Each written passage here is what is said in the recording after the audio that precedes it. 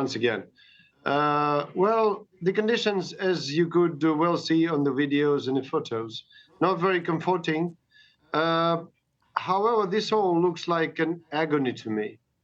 I mean, in desperation that he's losing the territories, he's just declared the part of Russian Federation. Putin just ordered the military force to hit the civilian quarters of cities, to hit the center, very historic center of Kota, Ukraina, Mr. Kiev, and which, like, I mean, 3 missiles. One destroyed the playing grounds of children. One destroys the yard in the university. Third destroys a road between the university and the Minister of Education. What sort of military objects did they try to hit? I just don't have a clue. Well, my daughter and my mother are in Ukraine this time. They were in the hospital. Mother is a patient, daughter is a doctor. And, well, they told me that the missile hit an object somewhere, a sort of a warehouse or something, exactly like 150 meters from the hospital. So they witnessed the missile hit, and I'm really scared for them. But you know what? No one of Ukrainians ever declared that we would like to surrender, we would like to talk, we would like to please stop hitting. No. At the beginning of this aggression, I had a lot of people asking where to run, where to hide, how to escape. Now I hear only the questions, what can I do? What can I do to help? How can I assist my army? This is different. So the situation changed. So are the Russians still carrying out attacks until now? Every day, and even now, you know, we've just about an hour ago we planned to have a online conference with our Deputy Minister of Defense with the Indonesian audience, and then it canceled in last minute because of the direct missile strikes. So I haven't received the final information on that, but again, it feels like they've collected all the remains of the missiles, of the cruise missiles of the Russian Federation in somewhere from the warehouse, and go on striking. It's pure terror. It's war crimes. It's inhuman, and it should be punished. I mean, Russian Federation and all involved in this war crime should be punished as severely as possible. So what did the Ukraine government do with this attack from Russia? You know, we've been doing this all the time during last 7 months. All people were warned that when they hear the sound of siren, air defense, like, you know, anti-air, they have to hide in the basements, in the cells, in the shelters. So in no conditions should they remain in the offices or on the streets. So people more or less are obedient. That's why, can you imagine, the huge cruise missile hits the center of the big city in the morning and just had like around 15 people died. If it happened in March, it could be hundreds. It could be hundreds. Okay. So people know how to escape. People know where to escape. People know not to panic, not to run, and just, you know, hide somewhere and wait till it's over. Okay. His Excellency, through social media, you reported that Russian air strikes targeted up to 150 meters from the location of the hospital where your daughter works. How is the chronology and then the attacks to this hospital and then the condition there, especially for doctors and then patients? Well, the chronology is very simple. In the morning, they had a sound of siren, warning that could be the missiles attack. So they were like, you know, starting to group somewhere in the corridors in order to escape. And then it was huge sound and huge, like a feeling like an earthquake, they told me, like I don't know, like a volcano or something. So everything was like trembling and huge sound. And from the southern side of the hospital, all the windows were broken, all the windows, and like it became the whole mess inside the rooms. Thanks God, no one died. Some patients were injured by the glass from the window, and then my daughter just evacuated together with the doctors, just evacuated the patients to the safer place. That's it.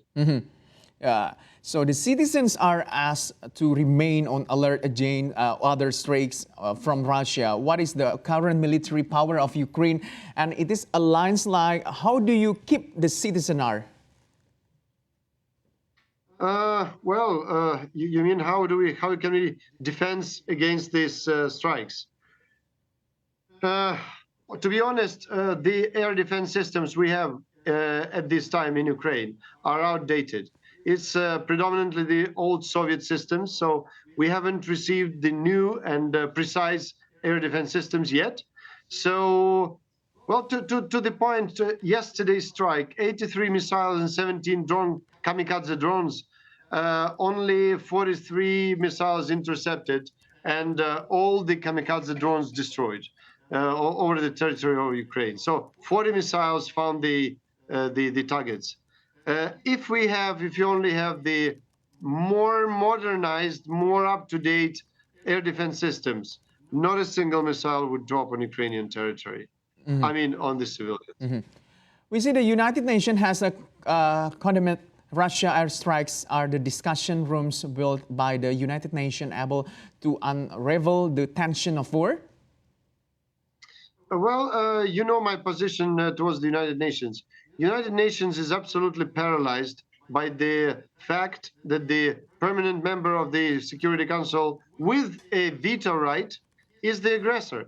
So whatever decisions, whatever practical decisions, practical outcome can be made by the United Nations in this structured like that, like today, it will die in the corridors of the United Nations. So it's totally paralyzed, and I don't expect anything like efficient from the United Nations. I'm sorry about that. Okay, but a number of countries are pressing for the escalation of the war in Ukraine following signs of the threat of an expanding war in the country becoming an arena for the conflict between Russia and NATO. The United Arab Emirates is trying to mediate the conflict. What is your opinion? Well, the only side that escalates the aggression is Russian Federation. It's pretty obvious. We don't hit the civilian objects in Russian Federation. We don't kill the civilians in Russian Federation. That's what they do every day for 7 months. So it's a big problem. I don't think it's a big issue and a big question. Who is escalating the aggression? As for the peace mediation, I mean, how can you persuade the maniac, the paranoid, who is hitting the missiles every day, as you see on the video, on peaceful civilian people? How can you discuss with him? How can you talk with him? I mean, I don't see any chance that any mediator would succeed in letting the maniac called Vladimir Putin to sit down and talk. I don't see any single possibility for that. And as for you mentioned that Ukraine turned into a battlefield between NATO and Russia. Russia is thinking too good about itself, because now it's Ukrainian army that fighting with Russian army, and Russian army is losing. There is no NATO army on our territory. If NATO joined the operation, counter offense operation against Russia, then Russia will be finished within days, not within months. Okay, so we see Ukraine are just to join NATO immediately. How is the progress so far? Ukraine will not possibly join NATO immediately. We just applied for a candidacy, and we're not given the candidacy yet. So it will take some time before we receive the candidacy, if receive at all. However, I think that the Ukrainian army is very much up to NATO standards, if not higher in some positions. So in technical terms, we fit NATO, and in technical terms, we could consider our army as NATO army somehow.